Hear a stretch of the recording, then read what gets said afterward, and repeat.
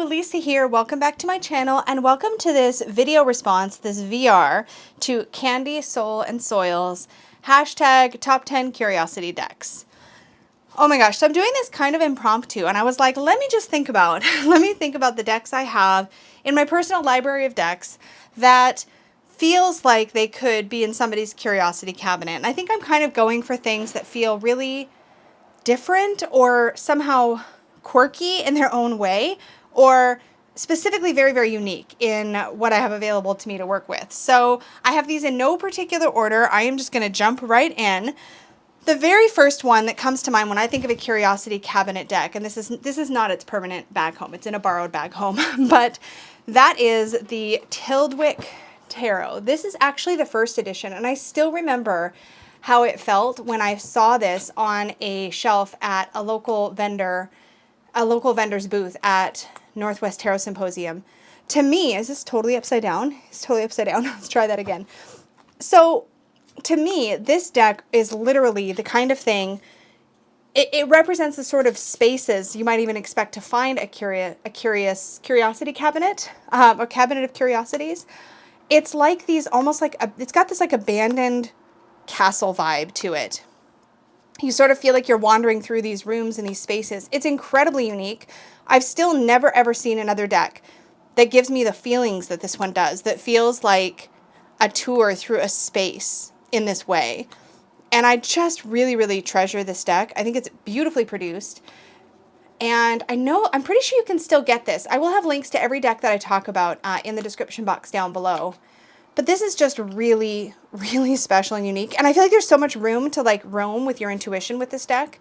My only gripe about it is that the artwork is a little bit dark in tone, which in this lighting is no problem at all. But when I'm actually just reading in my normal light without like filming lighting on, I can find it a little difficult to spot the details. And sometimes my eyes are working a little bit harder than I want them to.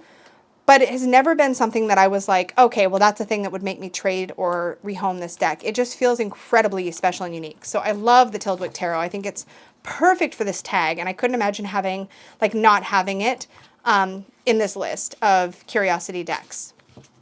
The next one on my list is the Voyager Tarot. I am really pleased to actually, because of a trade with a friend, I was able to get a hold of the earlier printing of this deck, which is bigger. The cards are bigger, and so the artwork is bigger, and the borders are a little bit paler. And my copy of this newer version is still in order because the last time I worked with this deck, I was working with my mass market version of it. And I'm so pleased to have this version. I just think it's beautiful, and there's more real estate for the artwork. This particular copy is in wonderful condition. And this deck, the Voyager Tarot, this was the first tarot deck I ever had a reading given to me with. And I told the story when I did a walkthrough of this deck. So I will link that up in the cards. But it's hard to describe. I got this for nostalgia purposes, but then I worked with it and I found it really wonderful to work with. It does go its own way. It's got what I feel like are some Thoth influences. It feels more Thoth than RWS to me, to be completely honest, but I just find it really powerful. And for this old school collage, it's just got so many different things that you can hone in on when you pull a reading. Like you can pull the sun and you can hone in on the fish, or you can hone in on the flowers, or the actual sun, or the gold here, or the couple walking on the beach. There's so many different things, and I really like that about this deck. I feel like it gives you a lot of room to sort of play and expand. But this also kind of looks like the kind of thing that you would associate with old newspaper or magazine clippings. To me anyways, it's got that paper collage aesthetic of a curiosity in its own way. So I feel like this definitely fits the bill for a curiosity cabinet sort of deck. Really, really cool, and I'm so happy I have this. And that is the Voyager Tarot. The next deck found its way onto my list of curiosity cabinet decks, or top 10, what is it, top 10 curiosity? I keep thinking curiosity cabinet decks, but the tag is actually top 10 curiosity decks. The Ellis Tarot, it occupies this really unique space all its own. Again, this is one of those decks that is so incredibly unique that I never find myself thinking that I have another deck like it in my collection. Like, it definitely stands alone. It stands alone with its unique art style. It has this kind of like almost distressed look to the artwork, but also there's these like really bizarre characters and worlds that you see throughout the deck.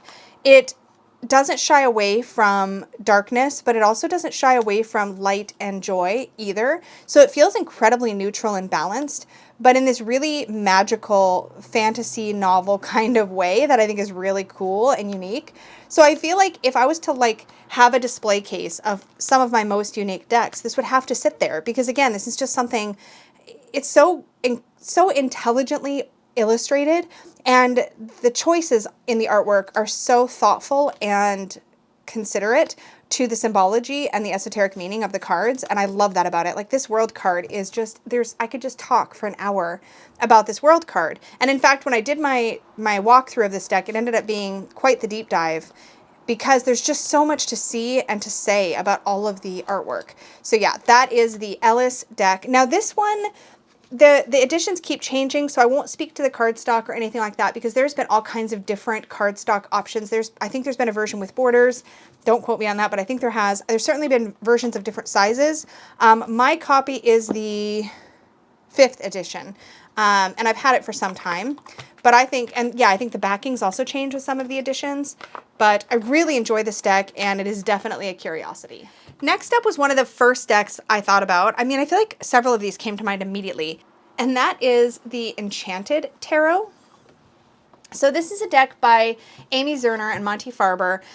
This deck has existed in multiple variations. This is the 25th anniversary edition, which when I checked last time, this existed on Amazon looking exactly the way that it does to me, to the set that I have, but it's now called the 30th edition, so there may be some updates to the guidebook or something, I'm not quite sure, but the cards themselves, the format of the box, everything else looks the same.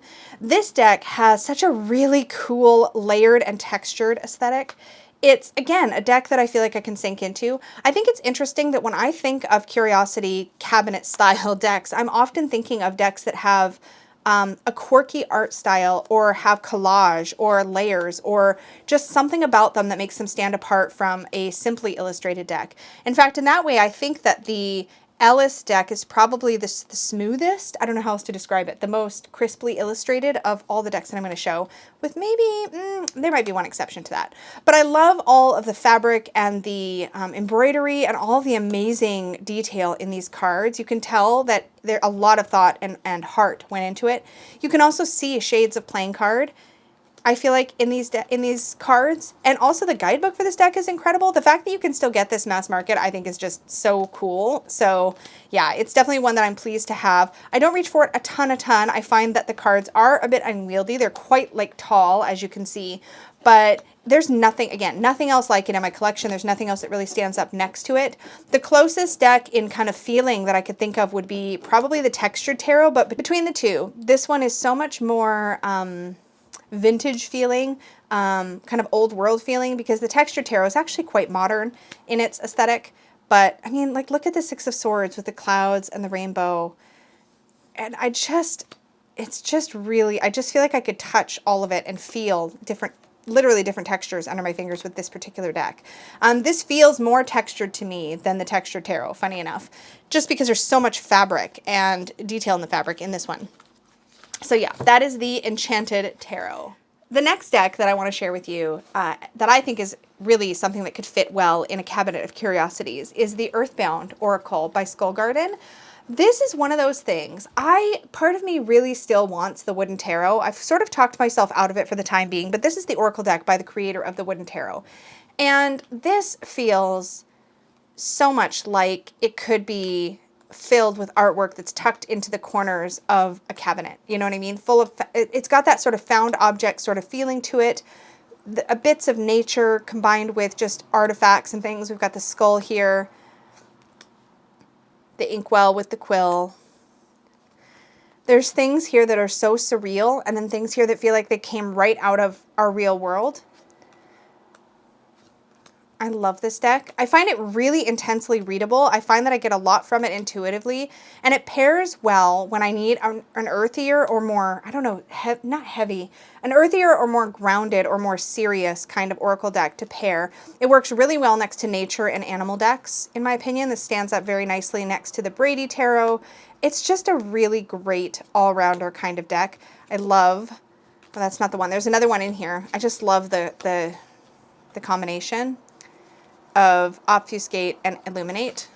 I just think that's such a cool combination of cards. I love, love, love the Earthbound Oracle. And this one, again, feels very balanced. I feel like we get light and shadow in equal measure in these cards.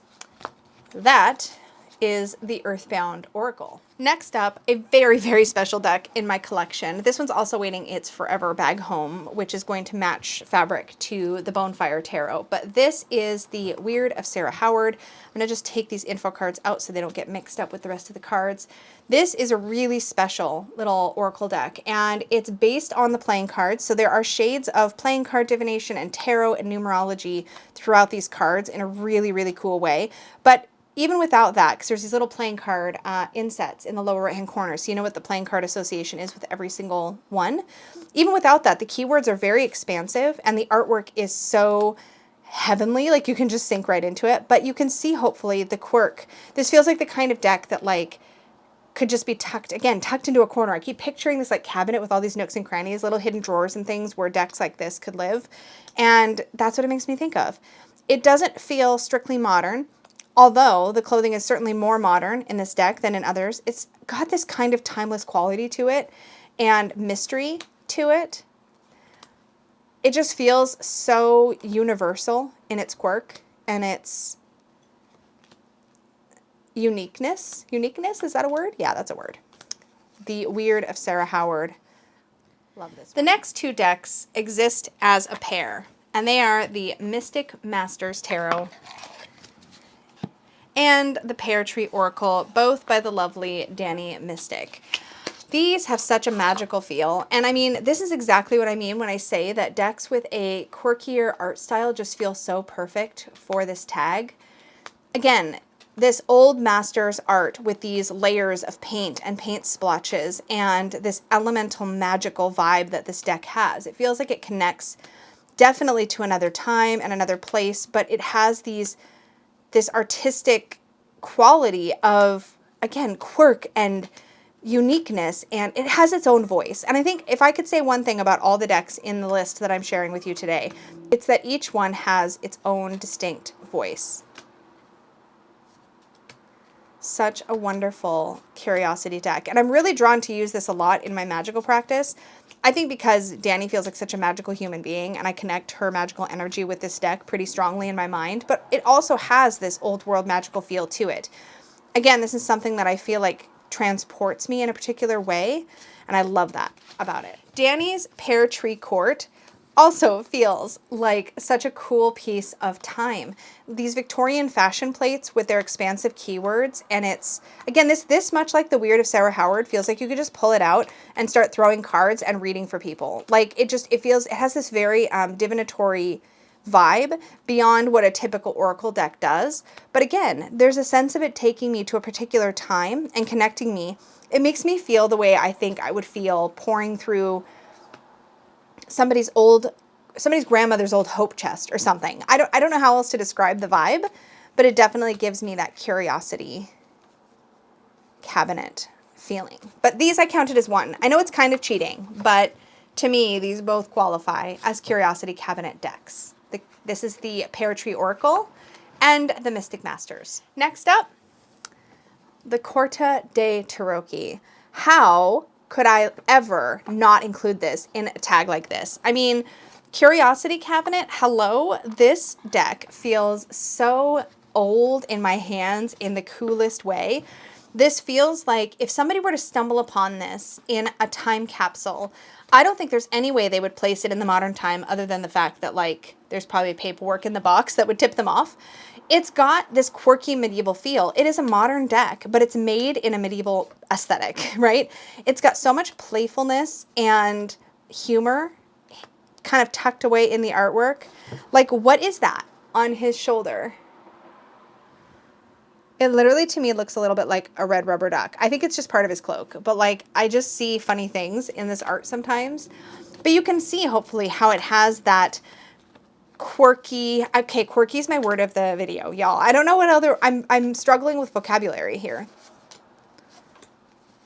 Like, how can you not? And, like, laying these out on a table, it just makes you feel like it makes me feel, I should be very clear that I'm talking about myself. It makes me feel incredibly fancy. It makes me feel like a fancy pants tarot reader to have this deck. And I don't even use it all that much. This is one of those things that I just love owning. This is where I would say this is part of a collection of decks versus something that I'm constantly thinking of, oh, let's read with that deck today. I should read with it more because it's delightful. And every time I have read with it, it's given me wonderful readings. I've had a really good experience with it. I just tend to sort of treat it a little bit preciously. But that is definitely a curiosity deck. La Corte de Tarocchi. This next one is very new to my collection. In fact, at the time I'm filming this, it's still in its box. It has not been poured over in any great detail, but it is so perfect I could not include it. I know that's a double negative. Just come along with me for the ride. And it's the Antique Anatomy Tarot. Now, when this deck first came out mass market, I picked up a copy and was just horrified by the cardstock. And fast forward lots and lots of time, the publisher fixed that. So the cardstock is not as papery thin as it used to be, but it comes with a really beautiful guidebook. And the deck itself is very curiosity cabinet. I mean, how can you not imagine this deck just tucked away in some old writing room or library? It has that feeling. This makes me feel the way I used to feel when I would pour through the bookshelf in the family room, the den, of my grandparents' house and like look through all those books, those really old books with their yellowed pages and their fabric covers. Sometimes they'd just be books about shorthand or like random stories or something really boring and dry, but it felt so transportive. Again, using the same words, but there we are. To just look through them and imagine myself in a different time. And that's, again, that's kind of the feeling of this. It's a pip deck, but it's a very clever pip deck. And there's color associations here in these cards. I can't wait to get to know it better. For now, it's still just tucked away waiting some dedicated use. But I feel like they really did a good job with addressing the production quality issues of the original copy. And some people really loved that original copy. To me, it felt like paper, like it would just rip. And to be fair, everybody I've heard who kept their original deck with that super thin cardstock has found that it's held, has reported that it's held up very well. I've never heard anybody say it actually tore. It just felt so delicate, whereas this feels more substantial. So I'm happy about it. But it still feels kind of papery in a good way, if that makes any sense. The Antique Anatomy Tarot. The last deck in this collection I'm so excited to share. This last deck was actually gifted to me by a very generous viewer who apparently found this on eBay and sent it to me. And I was so delighted because it's so unique. This is the Atlantis Tarot, or the Tarot of Atlantis. Let's take a look at the cover card together and be reminded. The Atlantis Tarot. So this is by Akira Zosens. Now, this is a hand kind of printed, hand cut, hand edged deck. This is the title card. It's also been, and I'm going to zoom this in so we can really appreciate this. I'm probably going to do a quick flip through of all the cards because I can, and I'm really excited to really look at this. It's been hand embellished. So when you see these little metallic bits, this metallic like Sharpie kind of look to it, that's been done by hand. And it's not the only thing. Like you can find other spots where it's been hand embellished. And there's a little note. And then the little booklet is like a staple bound, again, done at home, like hand printed with keywords and the whole bit, with a little introduction here. Now, I don't believe there's any place you can get this deck now, but let's just take a quick let's peer at it together. Let's look at it together, because this is the one that made me decide to do this tag. I was like, well, I have to, because I really want to share this. It's so different and quirky. Like here we have some silver outlining and some gold, lots of embellishments. I mean, it must have taken the creator hours to embellish all of these cards by hand. The Empress. It's got this deep underwater vibe. Like it's called gosh darn it. I keep wanting to call it the Tarot of Atlantis, but it's just called the Atlantis Tarot. And you definitely get this underwater civilization kind of feeling to it. And all the little metallic accents, all the merfolk and the creatures with faces. It's delightful. And this is the kind of thing that I just never expected to hold in my hands. It reminds me a little bit in the styling of the artwork I can't remember. I can't remember what deck is making me think of.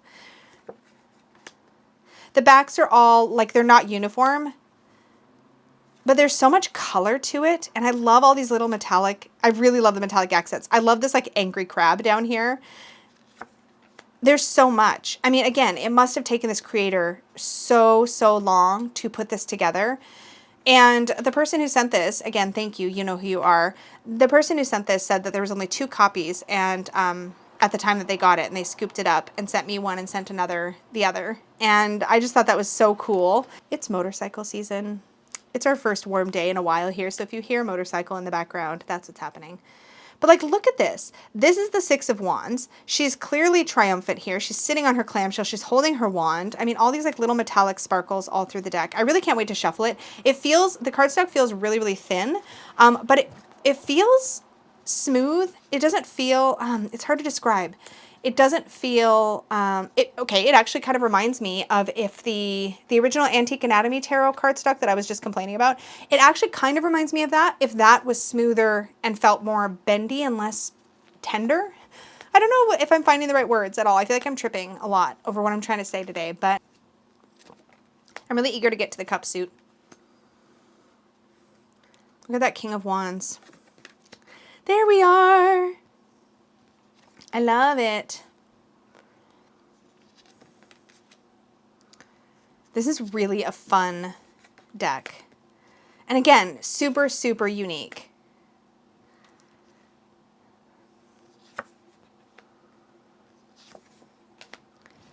I'm just sinking in. Can you tell? I'm totally sinking in. I love this 8 of Cups. I just realized that, okay, so the cups that are all stacked up here are literally in rainbow colors, which is brilliant. I love that.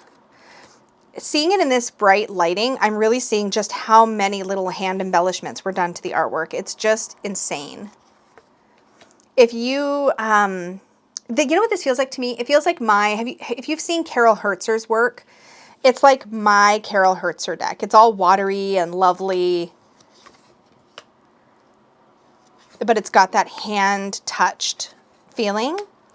Like, so much love and care went into this. Like, look at this 3 of Swords. I love this. I love that the swords are like piercing into this stone. So there's still an element of like damage being done, but it's not that stereotypical right into the heart thing that we normally see. Every single hilt and every single blade of each sword on this have been embellished. I hope the camera's picking up these like metallic accents properly. I mean, let's be honest. This VR was my excuse to talk about the Atlantis Tarot because it's so fun. And where else does it belong? Like, this is the kind of thing that, you know, you're not going to just find on a shelf somewhere. You know what I mean? And that just makes it feel all the more special. This Ace of Coins feels like a pearl that's been spit out of a shell almost to me. There's a lot of movement in the artwork. And it's funny because when I first took this out of the bag that it came in, because it did come in a bag, I think that may have also been handmade by the creator, I'm not sure. I, of course, had to put it immediately into a special Peggy pouch because, well, I'm me and that's how I roll. But when I first pulled it out, I remember looking at the art style and going, I don't know. But the more that I sink into it and like really let it shine underneath these lights, the more sense it makes. Like, here it looks like this is somebody who was building a pyramid. Oh, I love that. I mean, the whole vibe of this is incredible. Look at the little castle under the sea. And the 10. The Princess of Coins, the Prince, the Queen, and the King. Love that. Okay, I need to give this a shuffle. I'm going to zoom us out. I can definitely hand it. It's got a little bit of slip to it. And it is hand cut, so it's going to be a little clumpy. Let's see if I can get a bridge out of it. Let's see. Oh, wow, it really jumped for me. Let's try again here. Sometimes if you have a deck that's unevenly cut, if you tap the 2 ends that your thumbs are going to be touching on the table to kind of even just that end out. Yeah. Ooh, they like to jump out the side. You get a more even shuffle.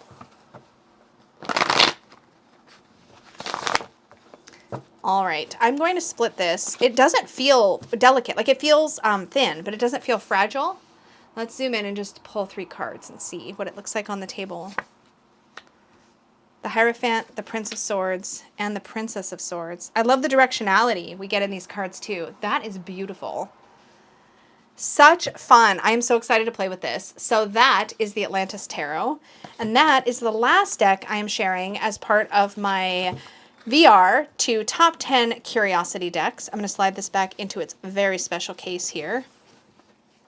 Thank you guys so, so much for joining me for this. And thank you to Candy Soul and Soil for creating such a fun VR. I'm going to just sort of pile these up in all kinds of places. Thank you guys so, so much for joining me for Top 10 Curiosity Decks. And thanks again to Candy Soul and Soil for creating this tag. This was a ton of fun. And I'm especially excited that I got a chance to sit down and show you the Atlantis Tarot in today's video. Again, thank you to the very generous soul who gifted that to me. It is very special and I will treasure it. Thank you all so, so much for hanging out. As always, make sure you do all of the fun YouTube-y things. Click the bell, the subscribe, the like button. All of these things really help support the channel. Don't forget, if you want even more content from me, I also have a channel membership, which functions just like a Patreon. You just join right here on YouTube. So there should be a join button down below next to the subscribe. If you don't see it, it's probably because you're on a mobile device that doesn't support it. Just go on to any computer or supported device and you'll be able to find that join link or join button. Thanks again so, so much, you guys, and may your magic always shine from the inside out. Bye!